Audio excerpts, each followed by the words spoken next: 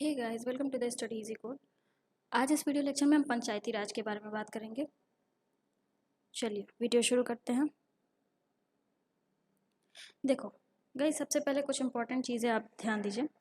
जब हमारा कॉन्स्टिट्यूशन बना था तो उसी वक्त पंचायती राज को उसमें इंक्लूड नहीं किया गया था। ठीक, पंचायती राज हमारे संविधान में बाद में जोड़ा गया है एक कॉन्स्टिट्यूशनल अमेंडमेंट के थ्रू। वो कौन सा कॉन्स्टिट्यूशनल अमेंडमेंट है बताइए? चलिए मैं बताती हूँ। 73rd कॉन्स्टिट्यूशनल अमेंडमेंट के थ्रू इसको जोड़ा गया था, जो कि कब हुआ था? 1992 में।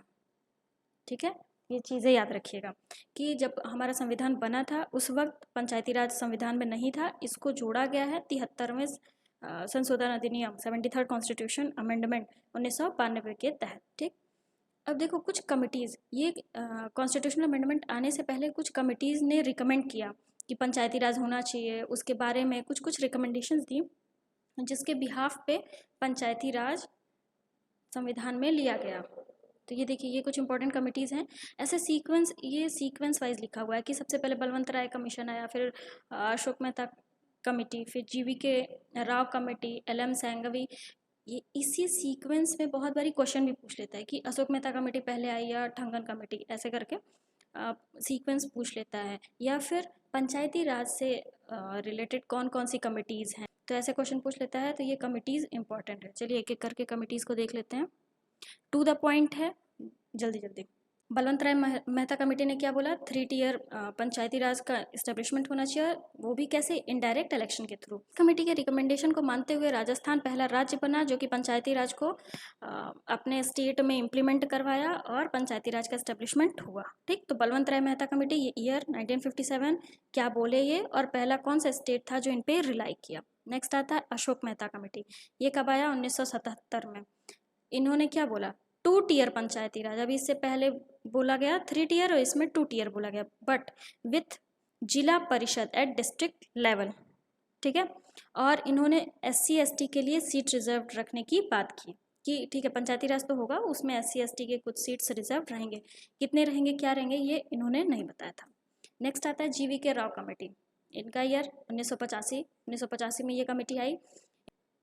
इन्होंने लोकल प्लानिंग में पंचायती राज का क्या इंपॉर्टेंस है वो बताया।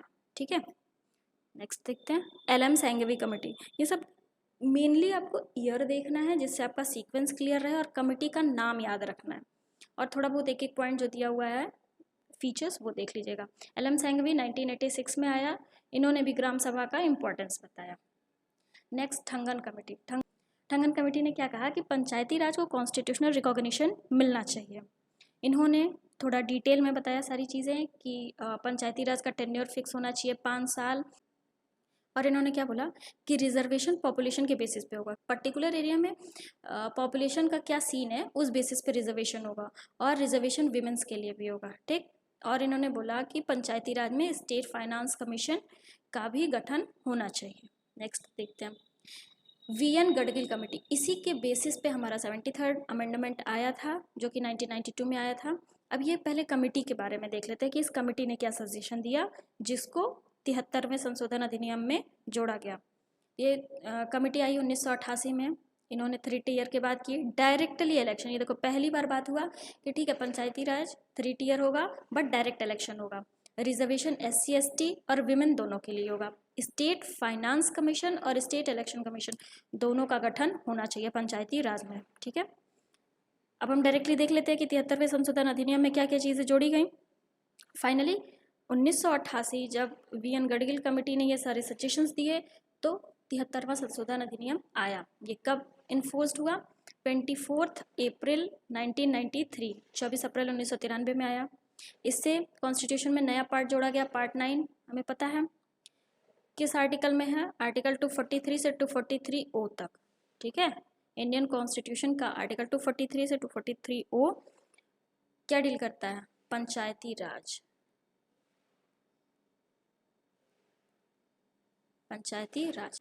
अब हम देख लेते हैं कि 73वें संशोधन अधिनियम 73rd अमेंडमेंट एक्ट 1992 में कौन कौन सी चीज़ें ली गई। एक तो सबसे पहले क्या आया? 3 टियर सिस्टम। 3 टियर सिस्टम में क्या आया कि ठीक है 3 लेवल पे होगा, बट एक इसके लिए लेकिन एक चीज़ इसमें और आई कि वो राज्य जिसमें 20 लाख से कम पॉपुलेशन होगी वो इंटरमीडिएट लेवल का गवर्नमेंट फॉर्म नहीं करेंगे। ठीक।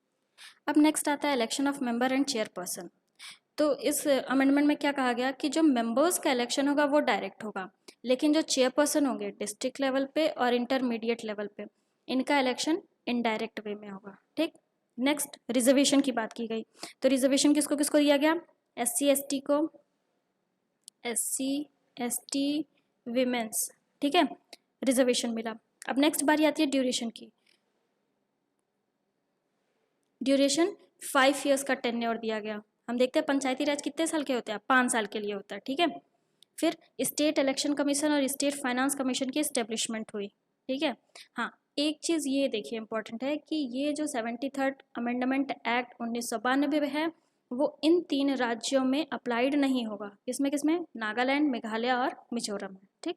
तो ये कुछ सेलियंट फीचर्स रहे 73वें संशोधन अधिनियम के, जैसे 3 टियर सिस्टम, मतलब कि हर राज्य में 3 लेवल्स पे गवर्नमेंट होंगी, लेकिन वो राज्य जिसकी पॉपुलेशन 20 लाख से कम होगी वहाँ पे इंटरमीडिएट गवर्नमेंट नहीं होगी। इलेक्शन की बात की गई, मेंबर्स डायरेक्ट इलेक्ट होंगे, चेयरपर्सन इनडायरेक्ट इलेक्ट होंगे। रिजर्वेशन की बात की गई, किसको किसको मिला? SC ST और विमेंस को मिला। ड्यूरेशन 5 साल का duration. State election commission, state finance commission का एस्टेब्लिशमेंट हुआ, जो कि राज्य का इलेक्शन देखेंगे, फाइनेंस को मैनेज करेंगे। और ये एक्ट 3 राज्यों पर अप्लाइड नहीं है। ऐसे स्टेट पीसीएस में डायरेक्टली क्वेश्चन पूछ सकता है कि किन किन 3 राज्यों पे ये 73rd कॉन्स्टिट्यूशनल अमेंडमेंट नहीं अप्लाइड है। तो नागालैंड, मेघालय, मिजोरम। वीडियो में इतना ही। Thank you so much guys for watching this. Thank you.